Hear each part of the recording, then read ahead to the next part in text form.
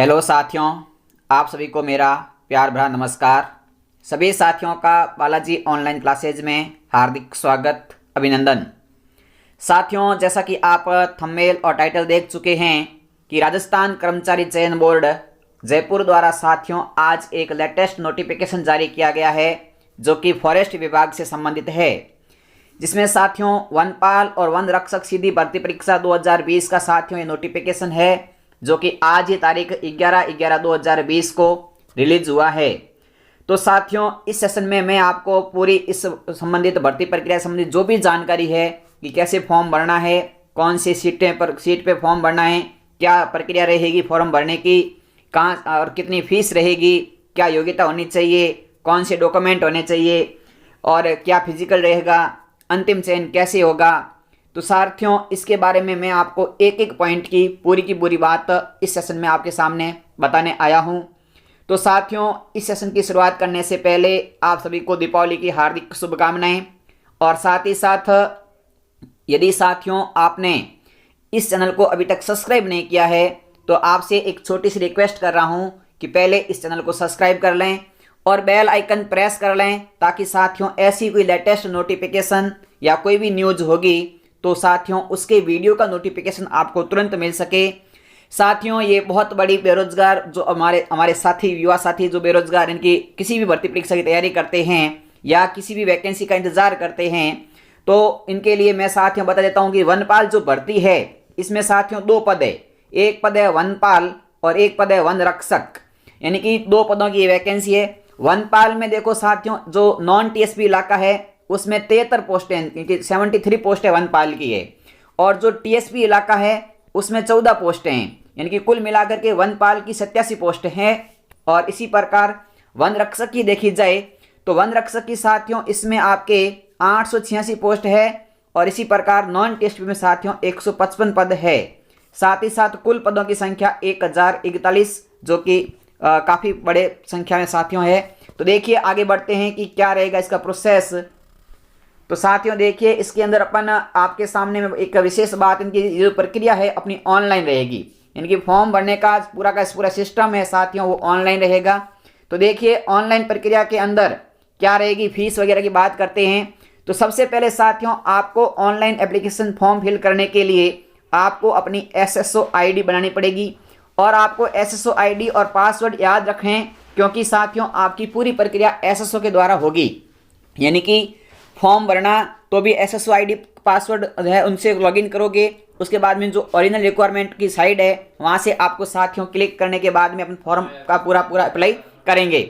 साथ ही साथ जब अपना साथियों एडमिट कार्ड भी आएगा तो वो भी अपना SSO ID पर ही आएगा और भर्ती प्रक्रिया संपन्न होगी तो भी साथियों रिजल्ट भी SSO ID पे आपको दिखेगा।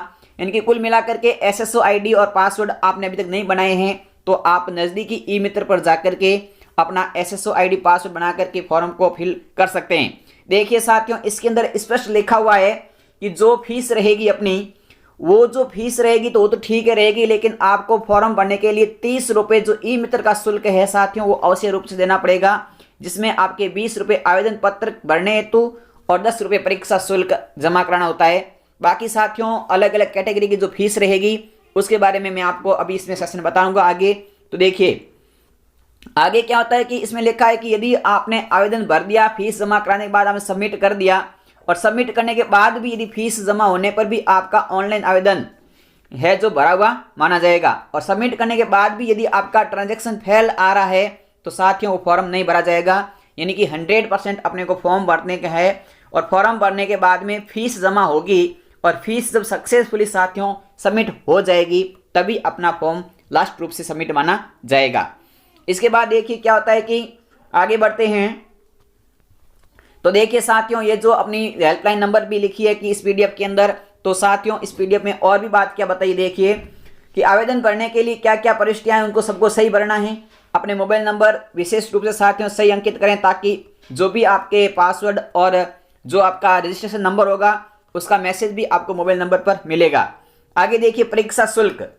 अब क्या होता है कि परीक्षा शुल्क के बारे में साथियों स्पष्ट लिखा हुआ है, यहाँ पर एक विशेष बात लिखी है कि आवेदन श्रेणी के अनुरूप परीक्षा शुल्क है जो आपने नजदीकी ई मित्र या जन सुविधा केंद्र से आप जमा करा सकते हैं। तो सामान्य वर्ग यानी कि सामान्य वर्ग के लिए लिखा हुआ है जो कि क्रीमिलियर वर्ग साथियों ओबीसी के अंदर यदि आपके पिताजी की आयु आय 2,50,000 यानी कि अधिक है तो साथियों आप क्रीमिलियर श्रेणी में आएंगे।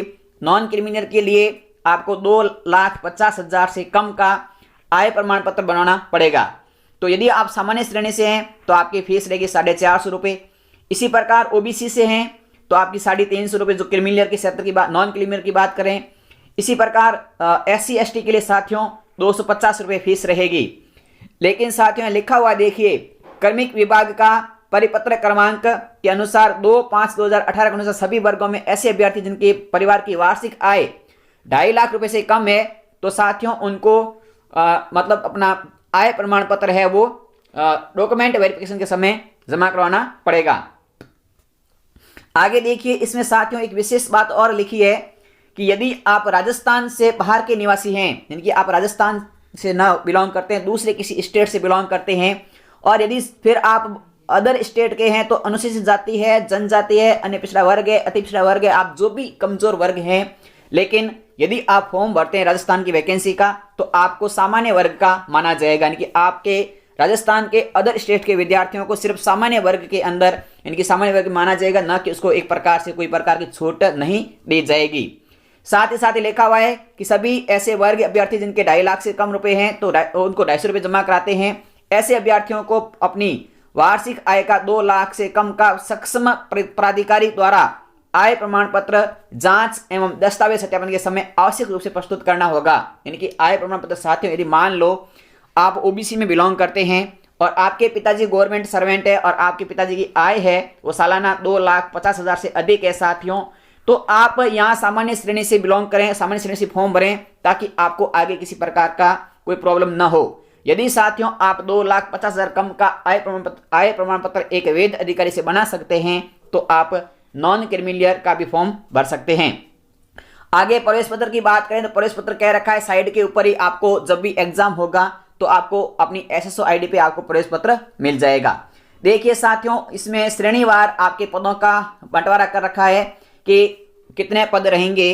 तो देखिए 73 पद जो वनपाल के हैं उसमें आपके सामान्य श्रेणी में सामान्य देखिए तो 10 पद, महिलाओं के लिए 2 पद, विधवा के लिए 2 पद। इसी प्रकार वन रक्षक की बात करें तो सामान्य पुरुष के लिए जो 281 पद है, महिलाओं के लिए 80 पद है और विधवा के लिए 32 पद है और परित्यक्ता के लिए 8 पद है।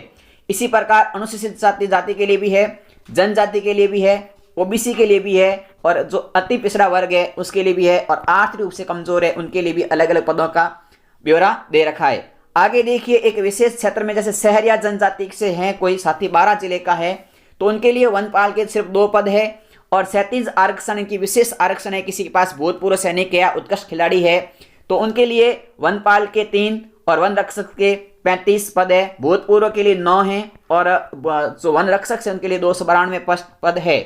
साथियों देखिए, जो अनुसूचित क्षेत्र है इनकी नॉन टीएसपी तो मैंने बता दिया। ये टीएसपी की बात करें तो टीएसपी के अंदर साथियों ये आपके पदों की श्रेणी का जो वर्गवार बंटवारा कर रखा है वो आपके सामने है।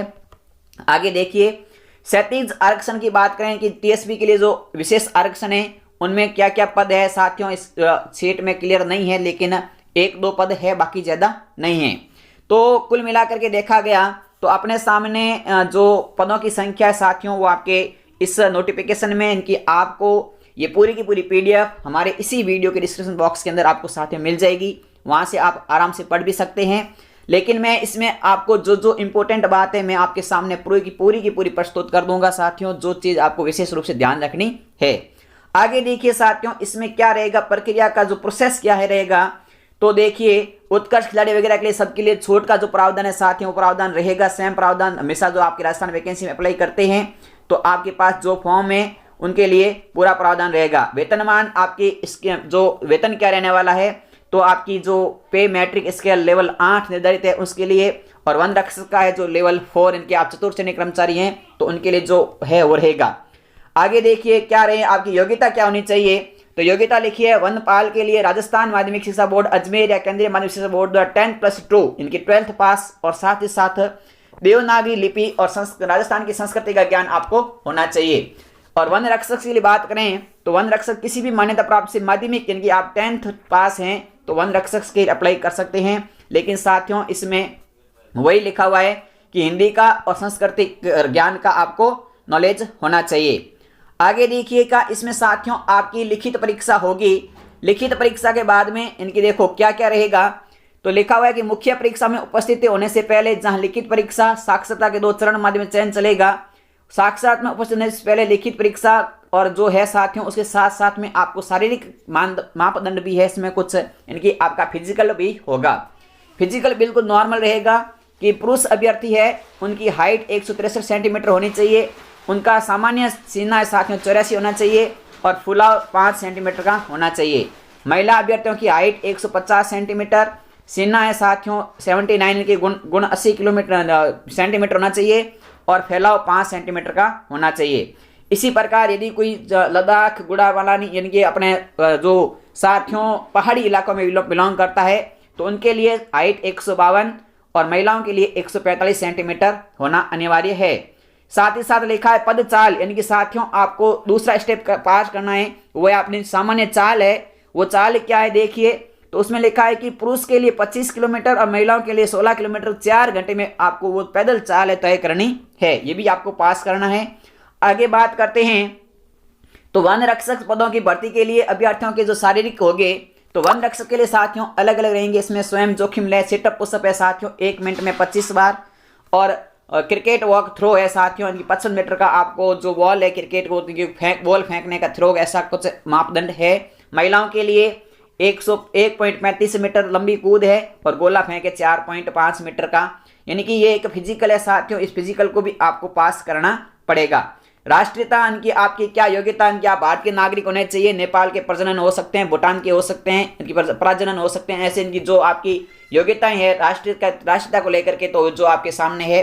आगे लिखा है कि आयु क्या होनी चाहिए, तो साथियों आयु आप सभी को पता है कि 1 जनवरी 2021 को 18 साल प्राप्त कर चुका हो और 24 वर्ष का नहीं हुआ है तथा 24 वर्ष का नहीं हुआ है तो जिस भर्ती के विशेष सीधी भर्ती में के लिए भर्ती नहीं हुई है, तो यदि आप आवेदक उसी वर्ष में इनकी आपको पूरा का पूरा साथियों 3 वर्ष की छूट दी जाती है। लेकिन विशेष तौर से देखा जाए तो आपकी आयु 18 वर्ष से लेकर के 40 वर्ष के बीच में है तो आप फॉर्म भर सकते हैं।